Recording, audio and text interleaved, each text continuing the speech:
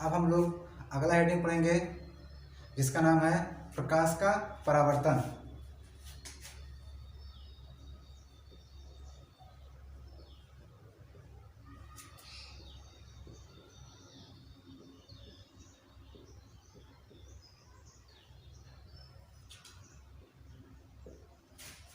प्रकाश का परावर्तन।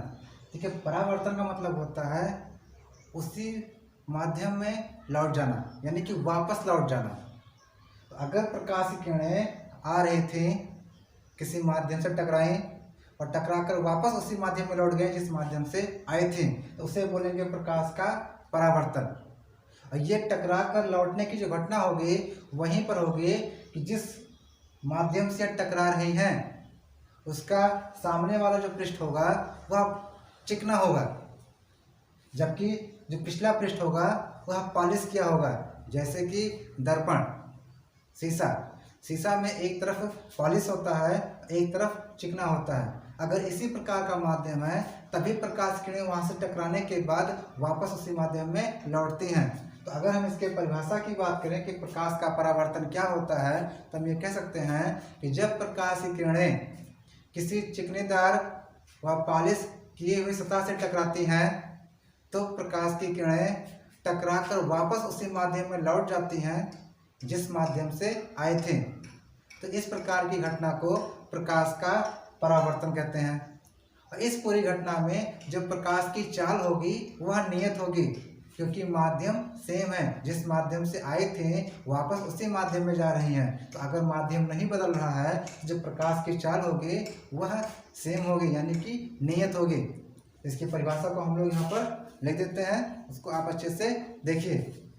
ये इसकी परिभाषा हो गई। जब प्रकाश की किरण किसी चिकने व पॉलिशदार पृष्ठ पर पड़ता है तब प्रकाश परावर्तित होकर उसी माध्यम में लौट जाता है जिस माध्यम से वह आया था। प्रकाश की इस घटना को प्रकाश का परावर्तन कहते हैं। अगर इसको हम लोग चित्र से दिखाएं तो यहाँ पर हम लोग बनाएंगे एक पॉलिशदार चिकना सतह दिखाएंगे। ऊपर वाला भाग होगा वह चिकना होगा, जो ऊपरी पृष्ठ होगा यह होगा चिकना, जो नीचे का पृष्ठ होगा ये पॉलिश किया होगा। तो इसको हम लोग इस प्रकार से दिखाएंगे। ये संकेत दिखाता है कि नीचे वाला भाग जो है वह पॉलिश किया हुआ है, जबकि ऊपर वाला भाग कैसा है, चिकना है। जब प्रकाश किरणें इस प्रकार से यहाँ पर आएंगे, ये प्रकाश किरणें आ रही हैं, इससे टकराने के बाद इस प्रकार से वापस उसी माध्यम में लौट जाएंगे। तो ये तीर दिखा रहा है कि प्रकाश की किरणें आ रही हैं, तो यहाँ आके टकरा रही हैं और यहाँ टकराने के बाद इस दिशा में वापस जा रही हैं। तो अगर हम इसके लंबवत एक लाइन खींचे इस पॉइंट से, इसे हम लोग बोलते हैं अभिलंब।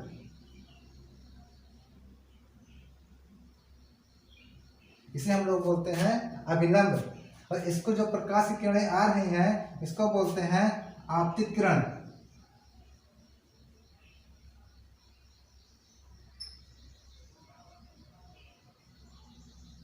इसे हम लोग बोलते हैं आपतित किरण, यानी कि आने वाली किरणें टकराने के पास अगर वापस जा रही हैं इसको बोलते हैं परावर्तित किरण।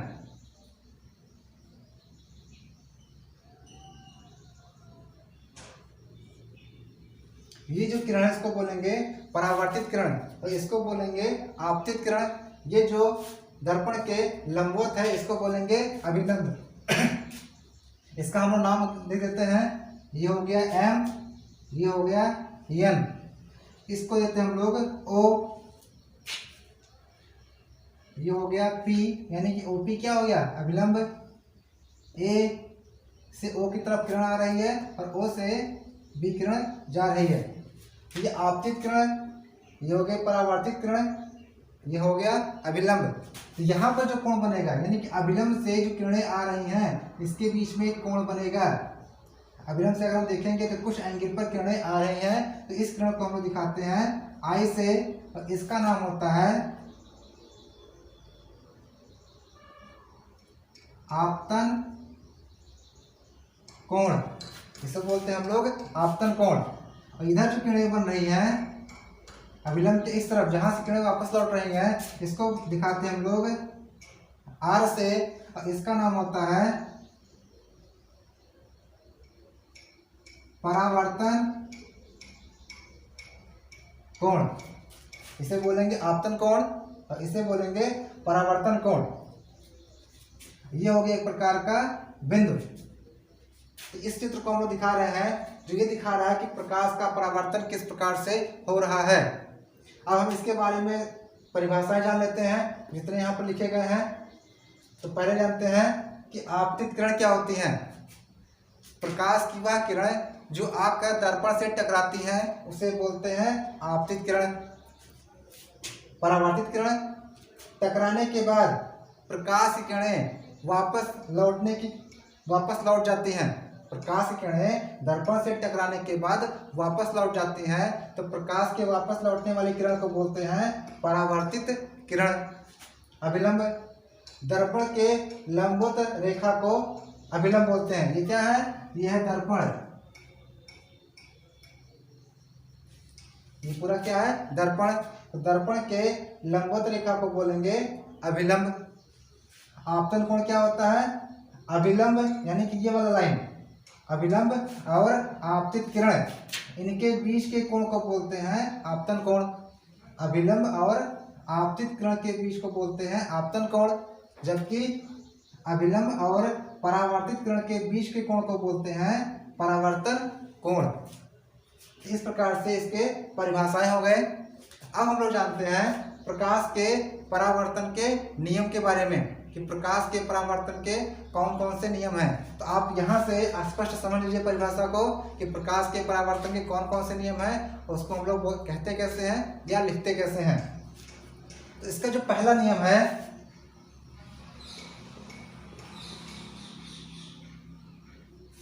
प्रकाश के परावर्तन का नियम, उसका जो पहला नियम है, तो पहला नियम यह है कि आपतित किरण, परावर्तित किरण और अभिलंब तीनों एक ही तल में होते हैं। यहाँ देखेंगे तीनों एक जगह मिले हुए हैं तल पर। दर्पण के इस तल पर, जो दर्पण इस प्रकार से है, इसके तल पर मिले हुए हैं। तो पहला नियम ये होता है कि आपतित किरण, परावर्तित किरण और अभिलंब तीनों एक ही तल में मिले होते हैं या एक ही तल पर होते हैं। ये इसका पहला नियम है। दूसरा नियम है आपतन कोण आए सदैव परावर्तन कोण यानी आर के बराबर होता है, यानी कि कोण आई बराबर कोण आर। यह इसका दूसरा नियम होता है। एक बार फिर से समझते हैं। पहला नियम है आपतित किरण, परावर्तित किरण और अभिलंब तीनों एक ही तल में होते हैं। और दूसरा नियम है आपतन कोण आई सदैव परावर्तन कोण आर के बराबर होता है। यह होता है प्रकाश के परावर्तन का नियम। इसके नियम को यहाँ पर हम लिख दे रहे हैं, उसको आप अच्छे से देख लीजिए। ये परिभाषाएं लिखी गई हैं प्रथम नियम और द्वितीय नियम का, इसको आप लोग लिख लेंगे। प्रथम नियम क्या है? आपतित किरण, परावर्तित किरण तथा अभिलंब तीनों एक ही तल में होते हैं। और दूसरा नियम है आपतन कोण आई सदैव परावर्तन कोण आर के बराबर होता है। ये हो गया आपतन कोण आई सदैव परावर्तन कोण आर के बराबर होता है, अर्थात कोण आई बराबर कोण आर। ये इसके प्रथम और द्वितीय नियम है, इसको आप लोग लिख लेंगे। Thank you.